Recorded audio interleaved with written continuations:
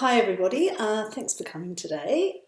So today we are going to look at how we would create a new original record for an audio resource using Koha, Integrated Library Management Systems for Beginners.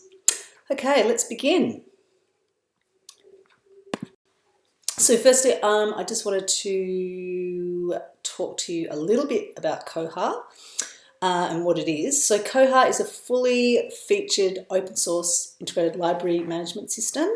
It was developed in New Zealand and was first used in January of 2000. And Koha is currently maintained by a team of software providers and library technical staff from around the globe. You can have a look at their website, that will give you more information as well. So Koha is used to record different types of library resources. Today we're going to look at how we would create a new audio resource record in Koha. We're going to create the record using the Marc standards. Now Marc stands for Machine Readable Cataloging, and it's a standard set of digital formats for machine readable descriptions of items catalogued by libraries such as books, DVDs, and digital resources. Now, to find the right term, you will need to check the RDA toolkit to get the standardized terms for this.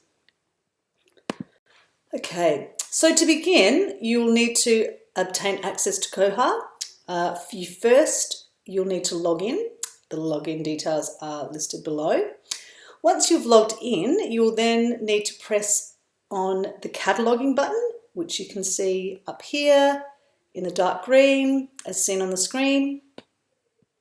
Now, once you've gone into that, a new screen will appear and you'll need to press the arrow next to the record or new record button, and then you can hit the default framework. So that's it just here, if you can see the screen. Okay, so we're going to create a new record using the default framework. Okay. Now this is the Marc record form for all the 9 fields which are available.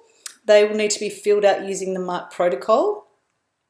Many of these fields we won't need for excuse me, sorry about that, for an audio recording record, but basically each field is an information field that is relevant for different types of resources that you would need to create a new record. So here is an example of an audio CD to be recorded as a Marc record in Koha. Now the details that will need to be added to the information fields are below. You can see there's an ISBN number, which is also recorded as a publisher number. You can see the publisher name, length of duration of the recording, and author, etc. So you can see that there. Okay, the fields listed below are the Marc fields that are specifically used for creating an audio recording. I'll show you what these fields look like on the next page, but we'll quickly go over each field briefly. So you've got Marc field 028, which is identification number and publishing number. You've got the 306 field, which is the playing time, so the duration of the audio resource. 336 is content and type, a term and or code indicating types of content, e.g. text, sounds, performance, music. Then next field is the 337, which is the media type, a term and or code showing what kind of general device is needed to view this resource, e.g. a computer, projector, unmediated, da da da. Okay, and the next field we are looking at is the 338, which is the carrier type, a term and or code giving the specific carrier of the content supplied in field 337. Example, online resource, audio disc. Yeah, if that makes sense. Now, the field 344 is for sound characteristics. The 347, digital file information. And 538 is the system's details. But firstly, we're going to look at the Marc field record 007 and 008. So what we need to do, so you would have logged in, you've got your screen up for creating a new record, and you need to click on field 007 to add material description in this little box. Then you'll need to fill out, so if you look at here, you'll fill in the material source, which is sound, and then it will automatically fill in the rest of the section. Now make sure you check to see the details are correct. As you can see here, there's a few little boxes on this page. And then you need to don't forget to press save to save that field, and then you're ready to move on to the next field. So we're going to look at 008, and this is the general information field. So clicking on the little box to the right, you can see here, this is the 008 field, and then click music, and then fill in any other details, e.g. audience, like who's it for, is it for kids, grown-ups, and then also, again, remember to save the information that you've put in there. Now we'll move on to field 0 to 8. This field is for identification and publisher numbers. So examples of publisher numbers, examples of ISBN numbers, and barcodes. Okay, now also it's a little bit tricky to see this one. Now we will move on to the 306 field. This field is for the duration or the total time of the audio recording, and it will be written like this. So if it's 8 hours and 1 minute, you'll see it written as 080100. You can see I put it into that box there. Okay, now remember to find the right term you'll need and to check the RDA toolkit to get the standardized terms.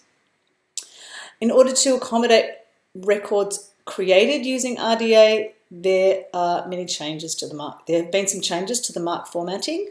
These changes are summarized in the document RDA in Marc, and these changes in the Marc formatting has given us 3 new fields which have been added and are relevant to creating a new audio file record. These 3 new fields are the 336, 337 and the 338. Here's some examples of the RDA fields on the record. We can see here, so the 336, so you've got your subfields here. So you've got your A and your B, a T, and then you've got your RDA content here. So we're going with the 337, the RDA file. So the RDA for this one is RDA media. And then the third one, 338, RDA carrier. You can see here, these are the examples. So the terms and the codes listing for the RDA, sorry, tongue twisted, media types, carrier types, and content types. And we can see that in the above here or below here as examples. Okay, you can get more information from looking up RDA protocol to get the standardized terms. I'm just going to backtrack. There we go. Now to find the right term, you again need to check the RDA toolkit to get the standardized terms to fill out this field, and it will give you the option. It's basically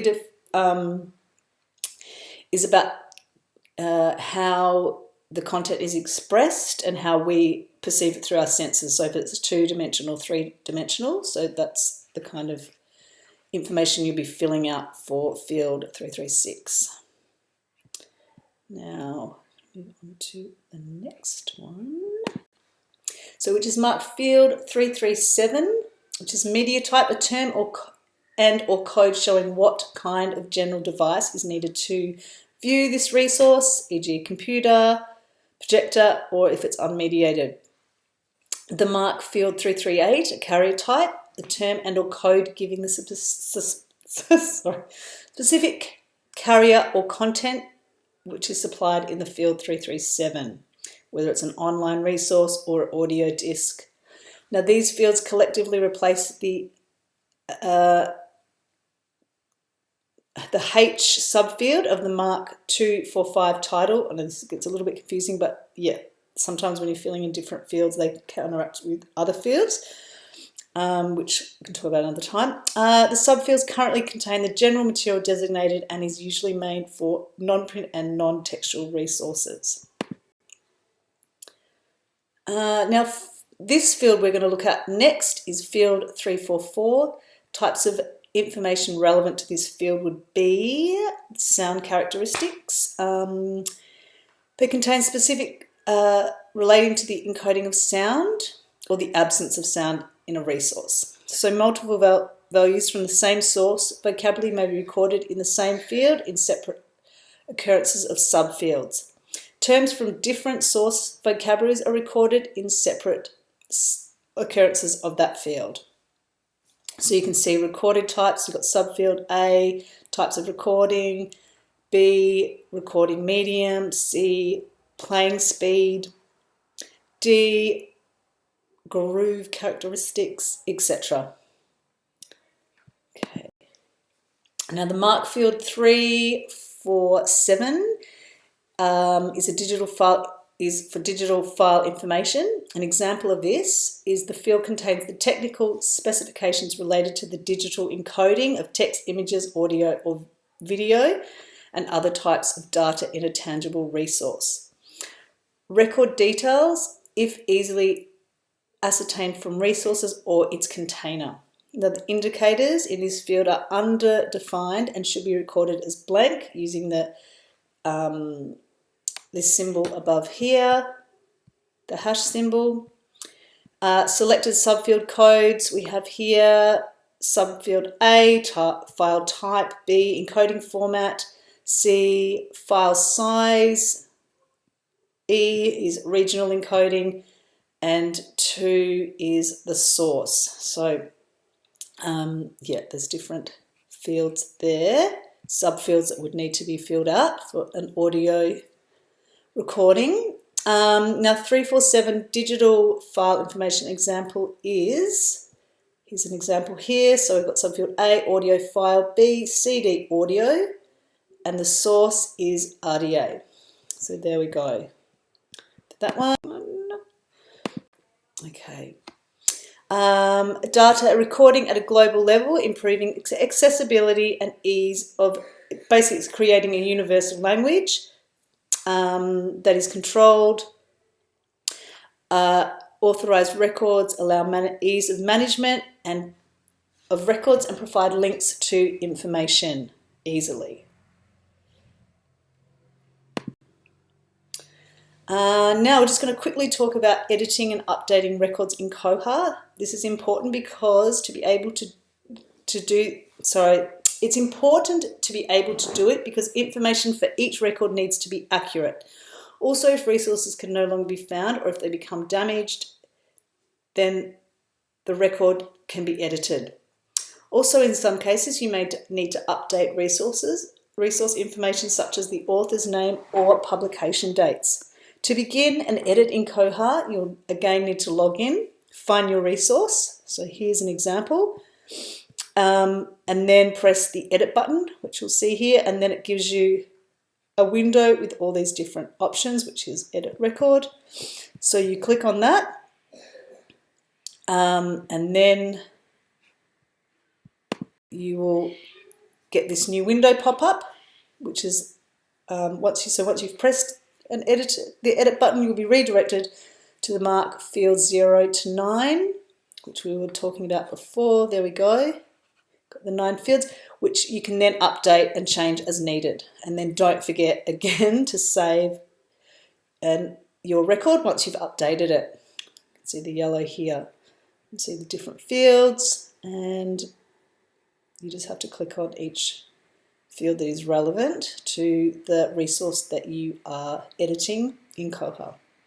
Okay, I hope that makes sense. Anyone got any questions? No, not at this stage. All right, well, thanks for listening, and yeah, I hope you got something out of that. Okay, thank you.